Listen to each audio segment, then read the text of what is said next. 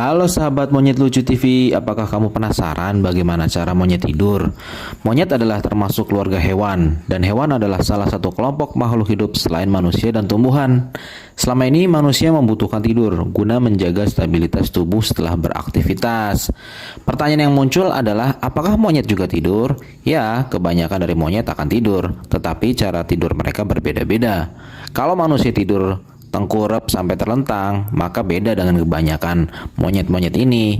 Monyet ini tidur seperti manusia. Monyet atau kera dan hewan primata jenis lainnya cenderung punya gaya dan posisi tidur yang sama seperti manusia.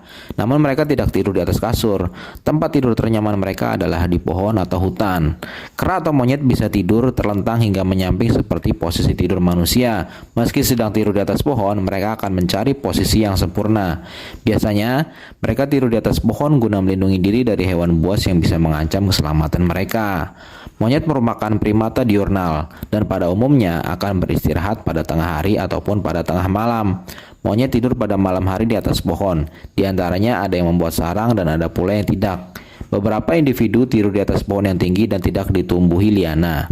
Selain itu, keadaan pohon tempat tidur berhubungan dengan aktivitas makan dan pertahanan hidup terhadap musuh alami berupa predator, parasit, dan penyakit.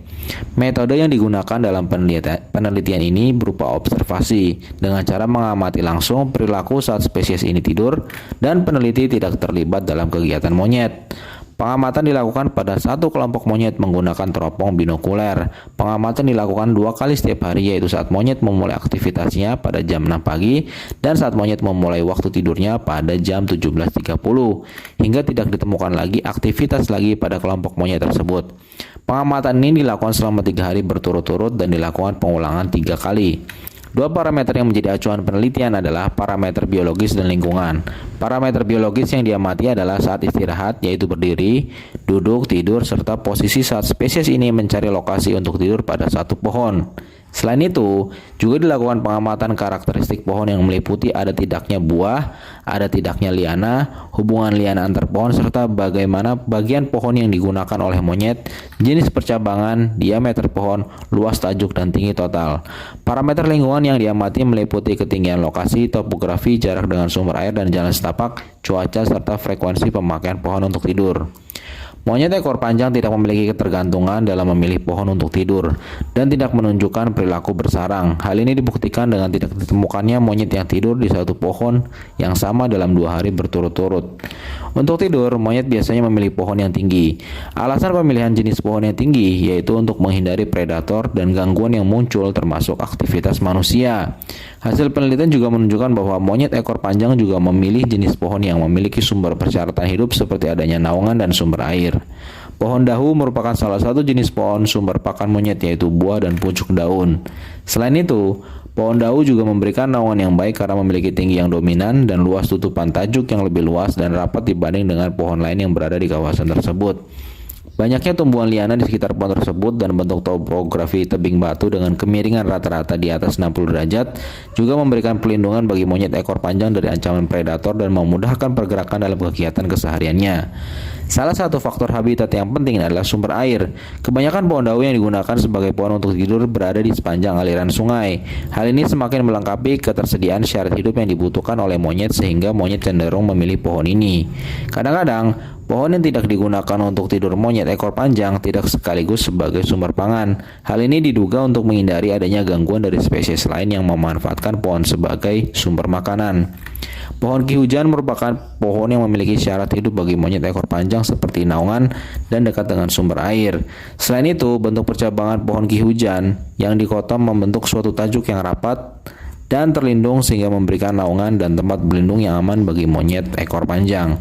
Letak pohon ki hujan yang berada di puncak tebing dan ditutupi oleh liana juga memberikan keamanan ekstra dari ancaman predator dan gangguan manusia. Ketiadaan buah yang dapat dimanfaatkan sebagai sumber pangan juga meminimalisir terjadinya persaingan dalam perebutan makanan. Oleh karena itu, monyet paling menyukai pohon ini sebagai tempat tidurnya yang dibuktikan dengan tingginya frekuensi pemakaian pohon ki hujan sebagai pohon tidur. Pohon dadap, benda, dan pulai Adalah jenis lain untuk tidur monyet. Letak pohon ini berada di area yang berdekatan dan berada di samping aliran sungai. Ketika jenis pohon tersebut memiliki tinggi berkisar antara 17 sampai 20 meter dan luas tajuk berkisar 38,5 sampai 113 meter persegi. Selain itu, keberadaan liana dan vegetasi lain yang tumbuh dengan subur dan lebat di sekitar pohon ini menyebabkan keberadaan ketiga pohon ini seolah-olah tersembunyi. Letak ketiga pohon tersebut yang berada di area tebing dengan kemiringan lokasi mencapai 12 sampai 50 derajat dengan komposisi dominan berupa liana memberikan keamanan dari predator dan pengganggu lainnya. Selain itu, lokasi pohon yang berdekatan dengan sumber air juga menyebabkan monyet cenderung memilih pohon ini sebagai pohon untuk tidur. Jenis pohon lain yang digunakan sebagai pohon untuk tidur monyet ekor panjang adalah bambu.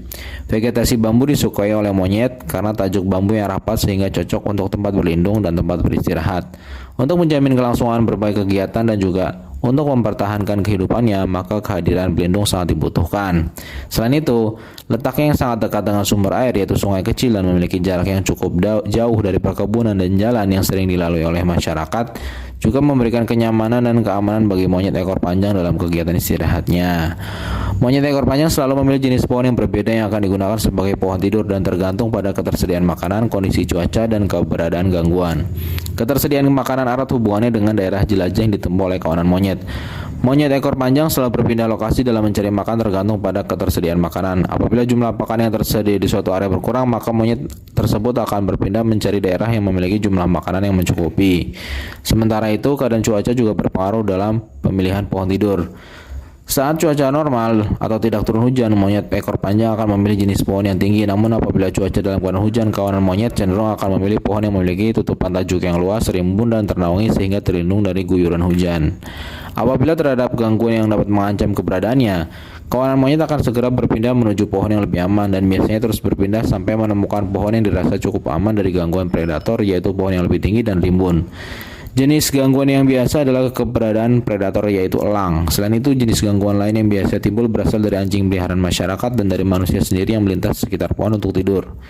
Selain faktor ketersediaan makanan, keamanan, dan cuaca yang mempengaruhi pola pemilihan jenis pohon untuk tidur adalah pohon yang berada di sekitar sumber air. Karena sumber air merupakan salah satu faktor yang menunjang kehidupan, yaitu untuk kebutuhan hidup.